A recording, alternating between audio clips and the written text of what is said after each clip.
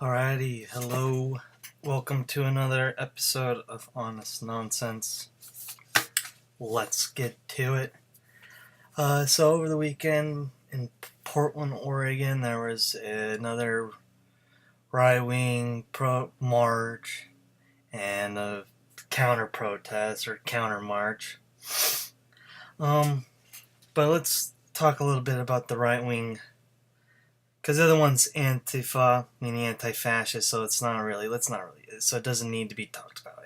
They're anti-fascist. They are what they are. And I mean that in a good way.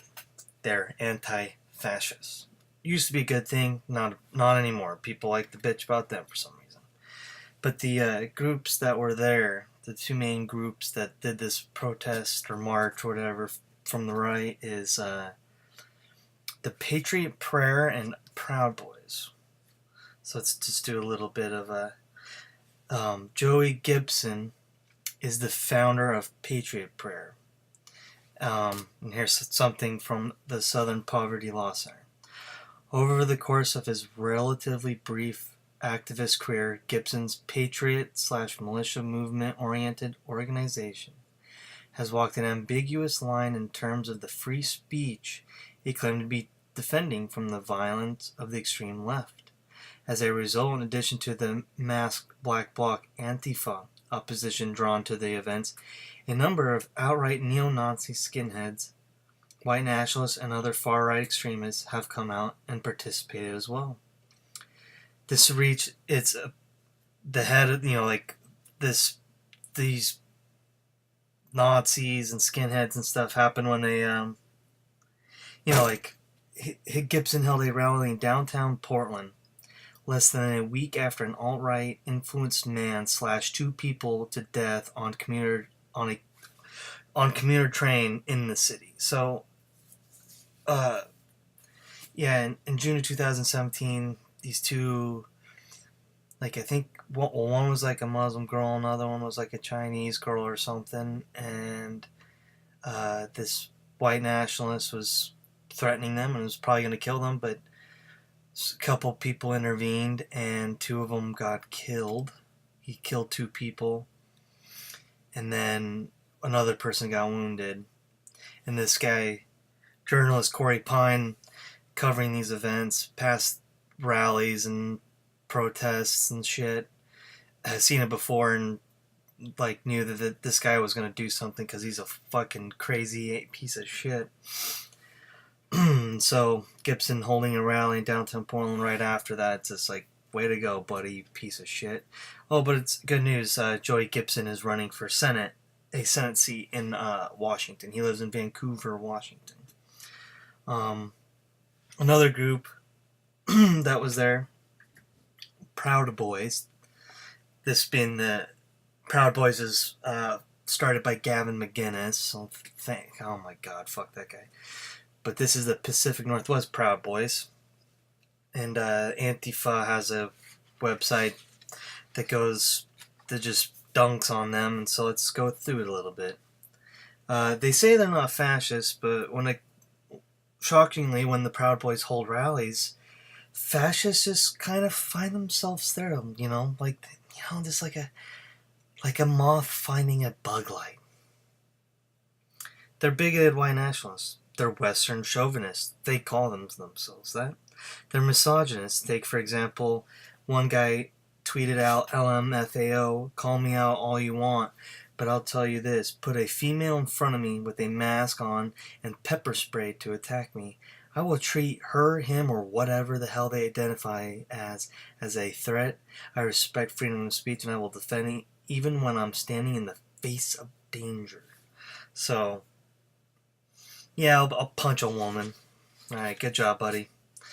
They're homophobic and transphobic. This was someone at a rally.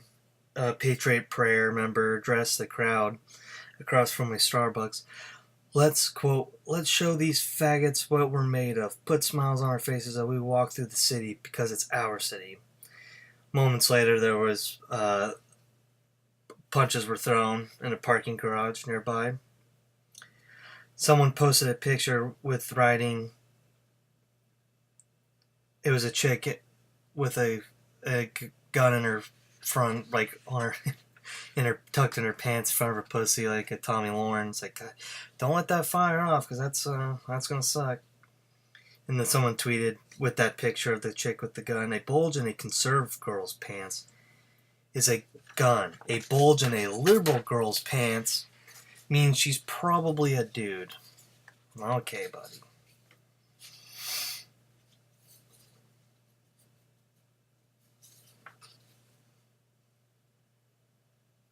I would feel much more comfortable around the liberal chick or dude. It's like I would be sitting there the whole time going, you're like nervous that her gun would go off on one level, and another level, like, I like freedom of speech, but when people live a life different than me, I get a little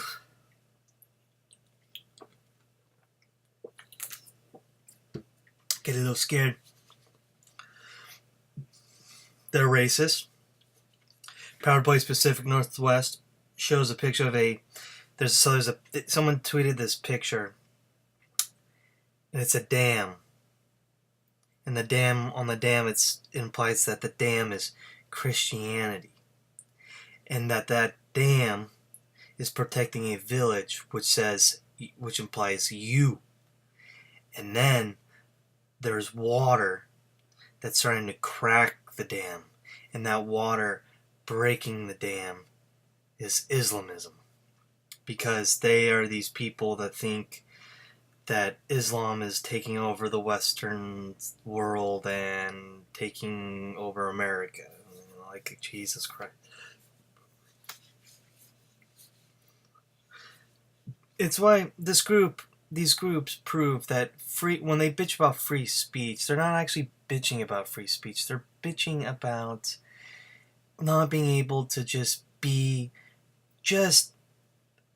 the quintessential examples of why white people fucking suck.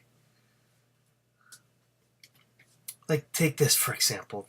Someone posted a picture saying that this is the book a Proud Boy dad got for his child. This is basically like, I got this for my kid. It's titled, My Interracial Gay Dads Gave Me AIDS. My interracial gay dads gave me AIDS.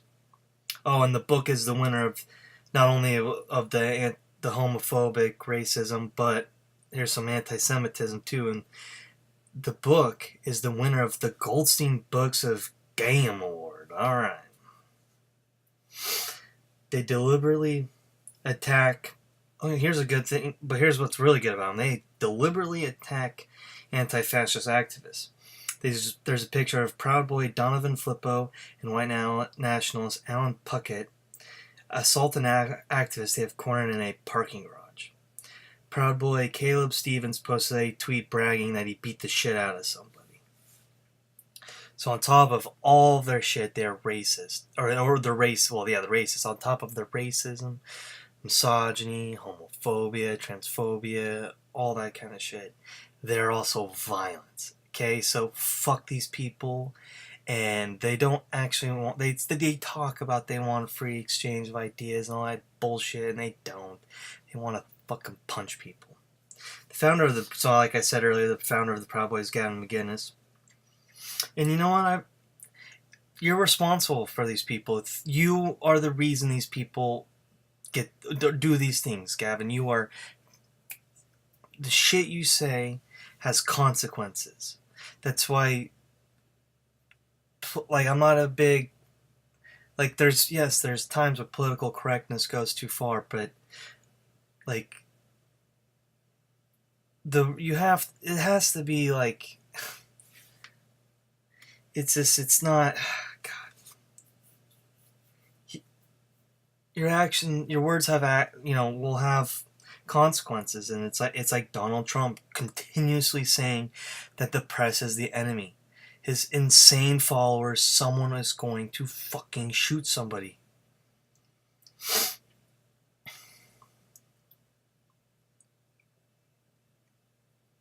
So here's some things that Gavin has said on his show. It's like, get off my lawn. Like, great. God, you're so cool, Gavin. So fucking cool, dude.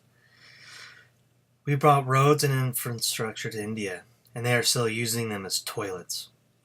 Our criminals built nice roads in Australia, but Aboriginals keep using them as a bed. The next time someone bitches about colonization, the correct response is, you're welcome. God. Damn, God. Gavin, I wish I was as cool as you, man. Maybe the reason I'm sexist is because women are dumb. No, I'm just kidding, ladies, but you tend to not thrive in certain areas, like writing. Okay. Yeah, like fucking, yeah, JK Rowling, you should have done something else. Palestinians are stupid. Muslims are stupid, and the only thing they really respect is violence and being tough. Boy. Well, your own groups that you started, the Proud Boys, congratulations. You are the same. Why don't we take back Bethlehem? Why don't we take back northern Iraq? Why don't we start our own crusades? That's what the crusades were. They weren't just someone picking on Muslims for no reason. They were a reaction to Muslim tyranny. We finally fought back. Like in northern Iraq. Like, yeah, white people had such a long history. I mean, the fucking Sumerians were over. Jesus Christ, that guy. So yeah, when you hear things in the news, I'm in the area, pretty close to Portland, and the only reason why there's violence from the left of Antifa and whatnot is because of these right-wingers. Portland is a left town, okay? So when people go there, when fascists go there, there's going to be a response. It's like, it'd be like going to a rodeo town, the host of rodeo during the 4th of July, and doing a massive protest about gun rights, about, having gun laws, more strict gun laws. Like, the rodeo people, I'd get why rodeo people would be like, fuck off. Like, we want to do our thing, and you're being a fuck. Like, I'm not a rodeo guy or any of that kind of shit, but if I was, I'd fuck these people, get the fuck out of here, man. You're ruining our fucking day. And you're just doing it to be an asshole. You're not doing it to actually do anything nice, or you're not doing it for your cause. You're doing it to be a piece of shit. That Joey Gibson just wants attention so he can fucking become a dumbass fucking senator. Even worse. Thank you, Freedom Caucus. Thank you, Rand Paul and Jim Jordan, because these are the fuckers that are coming now. And that's the thing about the people need to realize is that, okay, we beat Trump and we get these the new Republicans aren't going to be moderate, normal John Kasich. Like, they are going to be Stephen Millers. So this week, oh god, yesterday the fucking PBS NewsHour just really shit the fucking bed yesterday. Started off by talking to John Bolton. Like, fuck that guy. Oh, but the NewsHour, the leftist media, they have people on like John Brennan and Bill Kristol and David Frum, and like, God, they have all these people on there. It's like, the leftist liberal media and television. Shut the fuck up. But then they talk to a climate scientist, and the interviewer referenced a climate scientist and a professor at Penn State, and the interviewer asked a question referencing to this New York Times article about the time period of 1979 to 1989.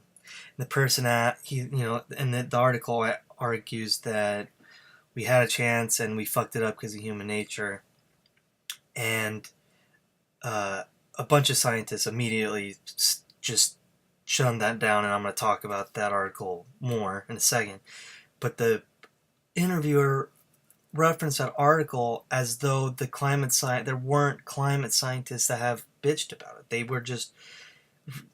They took that article as like, and it's like the news hour will say there's climate change and whatnot, but they're like Dave Rubin. They'll say that it's real, but it's like they're not gonna really go actually deep into it. They're not actually going to discuss it in a critical, real way. They're just going to do it like a tepid way. Like, I don't know, they're getting funding from the J.D. Rockefeller Foundation.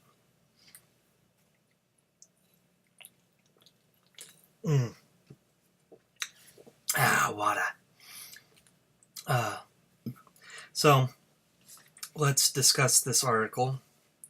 Because scientists were not impressed with this story. So the New York Times did an article by Nathaniel Rich. And it's claiming that from the period of 1979 to 1989 was the decade we almost stopped climate change. We almost had it. We were almost there. It's not that we have a culture that likes to destroy the environment. I mean, it's not human nature. We've been programmed to think like this. But the article, was this guy wrote 30,000 words in this article, and it's 30. It was, you spent all this time to just be a fucking moron. Physicist Ben Frenta, who studies the history of climate politics, said Rich's exoneration of fossil fuel producers, as well as the Republican Party, seem based on logical non sequiturs. I mean, that's the thing, is like there's been a history of the fossil fuels and the Republican Party preventing us from doing anything, and I'll get into that, but just hold on a second. Bob Brule, a Drexel University sociologist, author of numerous studies on climate politics, lobbying, said in a statement, "This article strikes me as a highly selective historical account that omits key facts and run counter to its overall narrative. Its treatment of industry actors is limited to their official statements and neglect their political actions," Brule said. The article's thesis, the reason we failed to act, was not because of the Republicans or big oil's efforts to downplay the issue and block actions. It's just human nature. We knew everything we needed to know, and nothing stood in our way. Nothing. Except ourselves.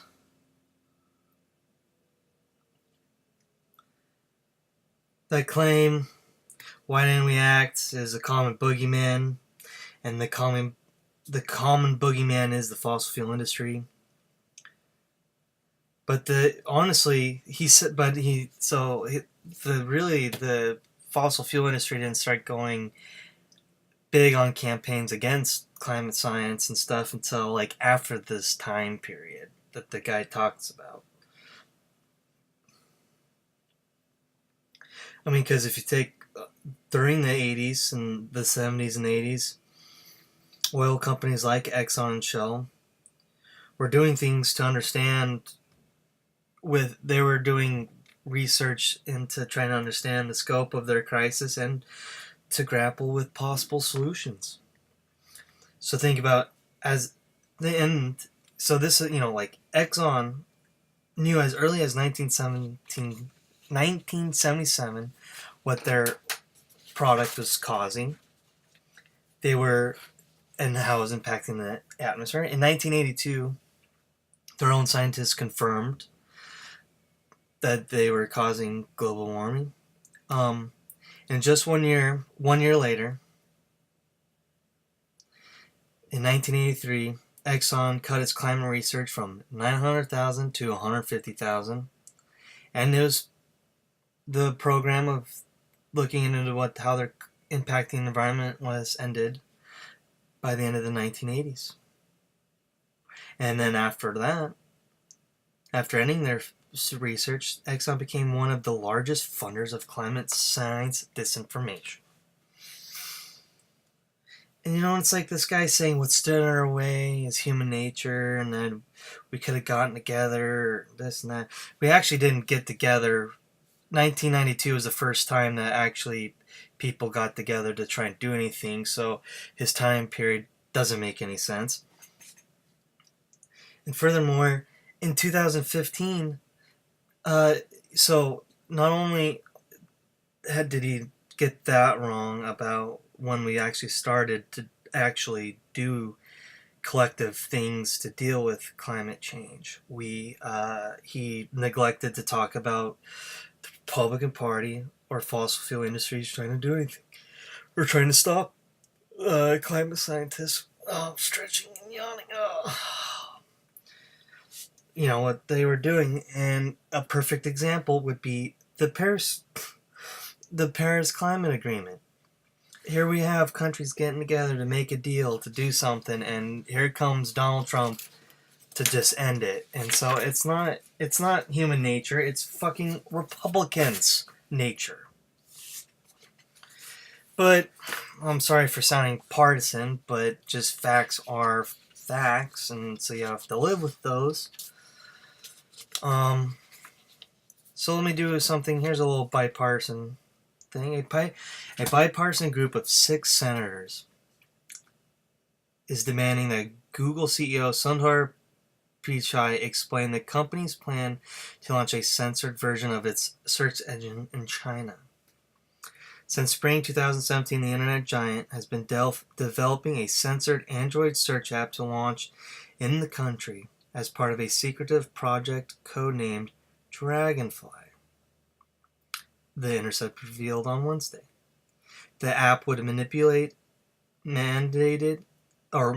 search results in accordance with strict censorship rules in China that are mandated by the ruling communist regime. The censored Google search has been designed to blacklist sensitive queries so that no results will be shown at all when people enter certain words or phrases, according to internal Google documents. In a letter sent to Pichai on Friday, the 6 lawmakers asked him what the fuck are they doing? And they used to do it. So from 2006 2010, Google was in China, and they left because of the regimes. But guess what? And so the senators wonder, why does Google want to do business in China, even though they're going to conspire with the Chinese government to go on Blake on to censor words and shit. God, I couldn't think of censor for the longest time. I'm so stupid. Why would you be willing to censor words and searches and stuff and work with the Chinese? Money, money, money, money. That's all it is, baby. That's all it is. Google, for a minute there, they were like, we should do the right moral thing and not make money off of a regime that is against freedom of speech. But fuck, that's a lot of goddamn money I'm missing out on. And that's why money, people say capitalism will free us and that. No, I'm sorry. When life is about making money, you will do fucking disgusting shit. Like slavery. Here's a bit of news that this is, from here on out, it's pretty much, I shit you not, is what this part of the podcast is called. I shit you not. Raytheon sponsors Girl Scouts' first national computer science program and cyber challenge for middle and high school girls. That's right. Raytheon is working with the Girl Scouts. The fucking weapons industry. They make bombs. They make money. They make a killing off of killing. So this is from the Girl Scouts website. Raytheon and Girl Scouts of the USA are launching its first national computer science program and cyber challenge for middle and high school girls. The program aims to prepare girls in grades 6 through 12 to pursue computer science careers in the fields such as cybersecurity, artificial intelligence, robotics, and data science. Yeah, the fact that they're working with Raytheon means they're also going to learn how to make fucking killer bombs. The progress to diversify the STEM workforce needs to be accelerated, said Raytheon Chairman CEO Thomas A. Kennedy. Never mind you're making money by spilling blood. Never mind that. It's all about diversity. We need to kill people with diversity too. We don't have enough women making bombs, god damn it.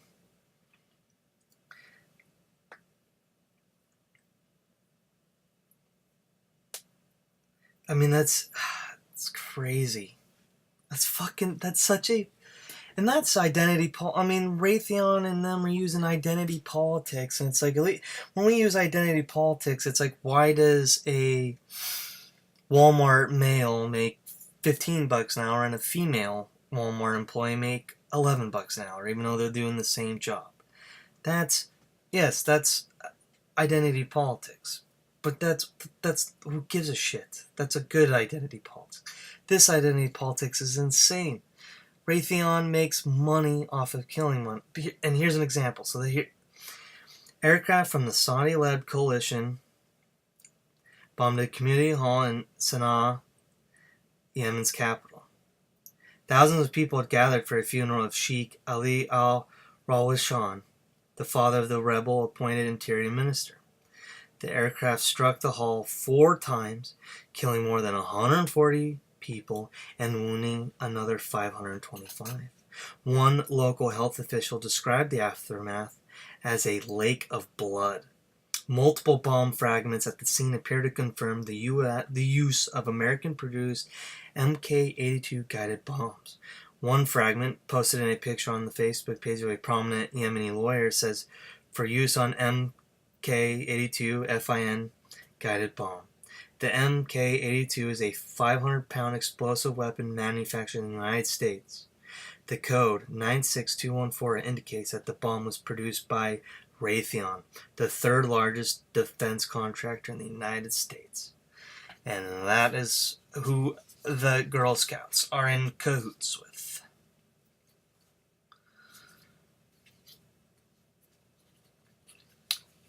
Last month, Infowars Washington Bureau Chief Jerome Corsi launched his own website called Corsi Nation. The Corsi Nation website features a list of prayer points upon which conservatives should focus in this election, including the removal of all voting machines that are funded and backed by George Soros, and the canceling of scheduled upgrades of machines in states that have been linked to voter fraud, and all other electronic counting machines which do not accurate election results. Accurate. Why was I saying accurate? Do not report accurate election results. Yeah, see, voter fraud. Yep, it's about voter fraud. It's not about election meddling. It's about voter fraud. Okay. All right, buddy. Motherfucker.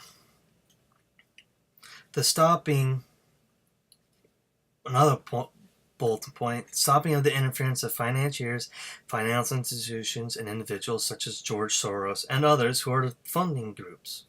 Oh, yeah, so yeah, why is it always just George Soros? It's not just George Soros. And George Soros isn't actually the Mercers are doing Cambridge Analytica that are purposely manipulating you. George Soros just funds money to help people. God.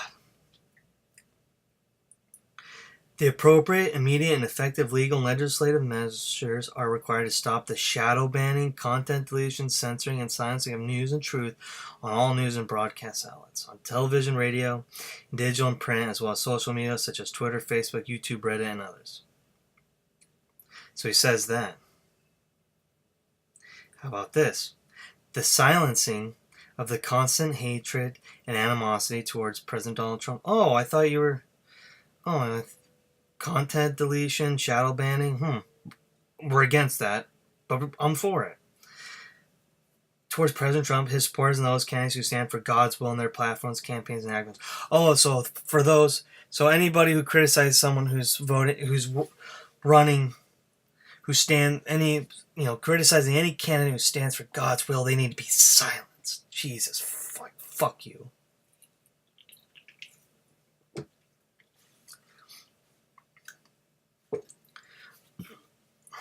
Here's why the right is dangerous.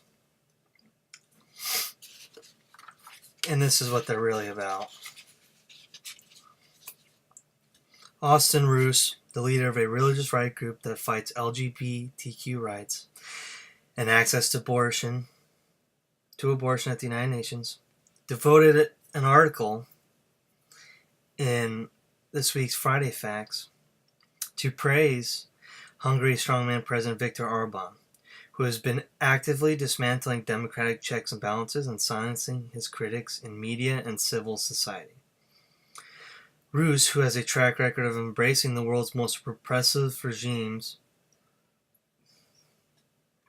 as long as they support his culture war on behalf of traditional views on sexuality and family, praised Orban's July 29th speech in Romania as part of Orban's, quote, ongoing efforts to repeal what he sees as an Islamic invasion of what used to be a Christian continent.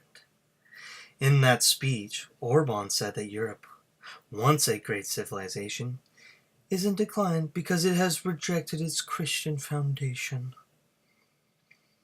And he took aim at philanthropist George Soros, whose pro-democracy civil society groups were forced to leave the country this year in the face of a hate campaign. See, that's what's terrifying, is that they're globally working in a way to just be puppets for strongmen. Last year, Brian Brown, who heads International Organization for the Family, bragged about working with Orban to resist the work of Soros-affiliated groups, basically like helping out immigrants and refugees and, women's rights and just, all these horrible fucking things. In this week's newsletter, Roos expressed glee that Orban has once more caused European and American elites to reach for their anti-assets. Actually, I'm not an elite. I just, I don't want an oppressive government. He took dead aim at George Soros' vision of an open society, one that is at odds with Christianity. In Christian Europe, there was honor in work. Man had dignity. Men and women were equal. Yeah. Man and women were equal. The family was the basis of the nation. The nation was the basis of society. Was the base of Europe. And states guaranteed security. In today's open society, Europe, there are no borders. European people can be readily replaced with immigrants. The family has been transformed to an optional, fluid form of cohabitation. Actually, see, the reality is that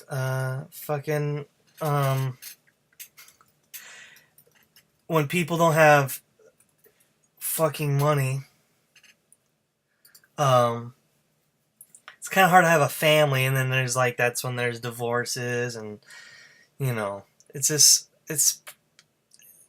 like, that's what it is. But this nation state shit, let's look up something. This is I wanted to look at when they, the First Nation state. So basically, 1707 is when they had the Treaty of Union, where the King of England, the Kingdom of Scotland, had, so basically, let's see, I want to see, looking up some shit, I'm sorry. Okay, 1535, so people the nation state, it doesn't, it goes back, it's around, it's the age of the Magna Carta. I'm gonna look up when the fuck the Magna Carta was The Magna Carta. The Magna Carta. 1215. The fucking Magna Carta was put into place in England centuries before England became a nation state. So it's like this, like these people that are like, fucking, ooh, like fucking this guy bitching about, like the nation state is in jeopardy and the family and all that bullshit. It's like civil right. The Magna Carta was an influence to to First Amendment, Second Amendment, Fourth Amendment, all that shit. Like the Magna Carta is like the predecessor of that, and that was done in 1200. Was then done in the beginning of the 13th century, long before the fucking nation state. So it's just like, God, these people are just, they're liars. The American Family Association's Brian Fisher kicked off his Focal Point radio program yesterday with a Bible reading that he claimed explains why God refuses to prevent school shootings in America. Reading from the book Isaiah, Fisher insisted that God is entirely capable of preventing such deadly attacks and of hearing the prayers of those who ask him to do so, but that he can't or won't stop mass shootings because his view is blocked due to the nation's toleration of abortion.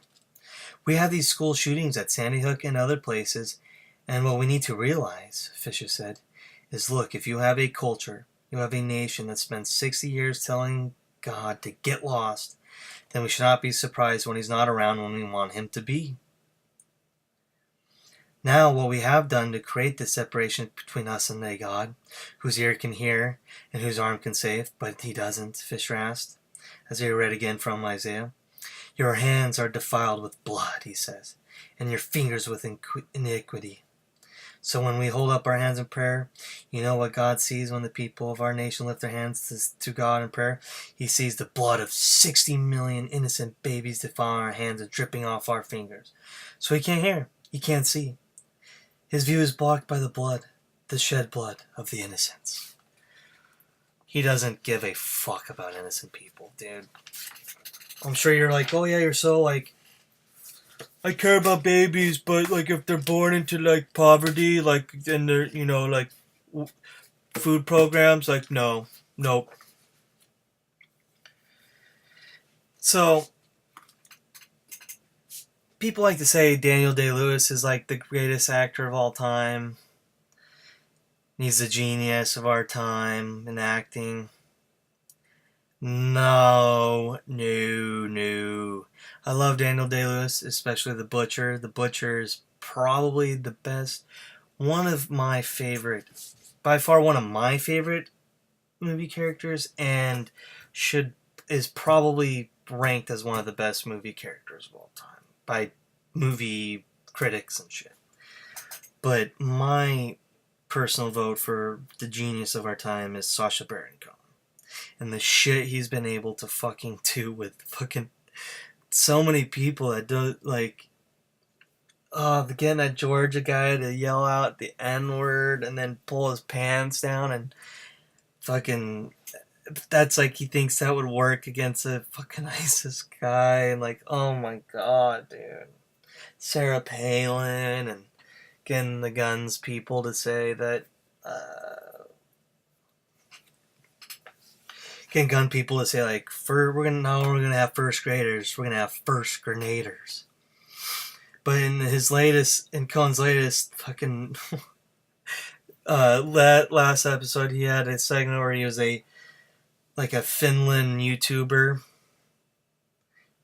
I can't remember his name was like OMG something OMG. Like, it was just like, God. And so he had on Joe, the former sheriff, who got a pardon from the sheriff that Donald Trump got a pardon from, Joe Pyle. And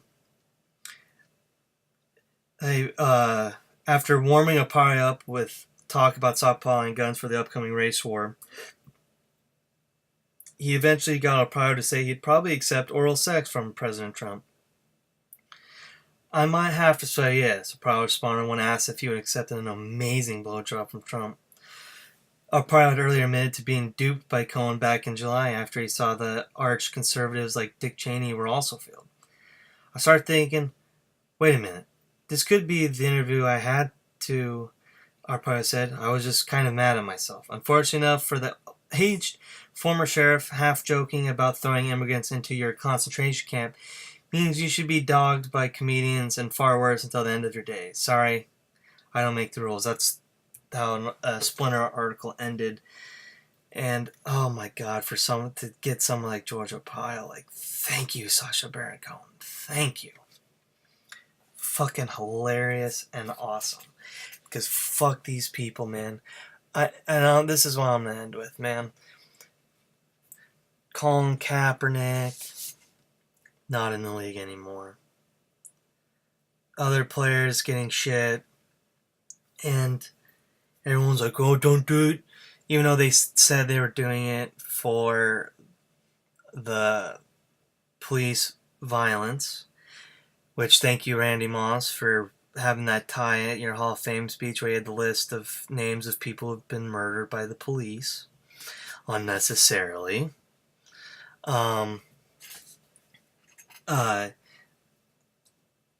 People have been saying to deflect from racial issues. They used it as a way to say that they were insulting America and the troops and the flag. You know, anti-American. Yet here I see a tweet of a picture posted by Rick Wilson, who is an anti-Trump guy, and he's going to have a book that in the next day, actually today, I think, this is the 7th. I just hit the mic. I think, yeah, his book comes out today, and he posted a tweet where he goes, we have to respect their economic anxiety. And who he's talking about is two older white guys. One guy wearing a Make America Great Again hat. And their shirt reads, I'd rather be a Russian than a Democrat. And it's like, great. Colin Kaepernick gets to be called a traitor. And if you don't like it, leave, and all that bullshit. And then yet, it's like, oh, no, Donald didn't collude with the Russians. They didn't collude with the Russians. Oh, they did collude with the Russians? Well, you know what? I'd rather be Russian than a Democrat. Fuck these people, these treasonous motherfuckers. Fuck them. If there's a civil war, and it wasn't started by the left, I can tell you that, buddies. I can tell you fucking that. And that's how we're gonna fucking end. Thank you for listening.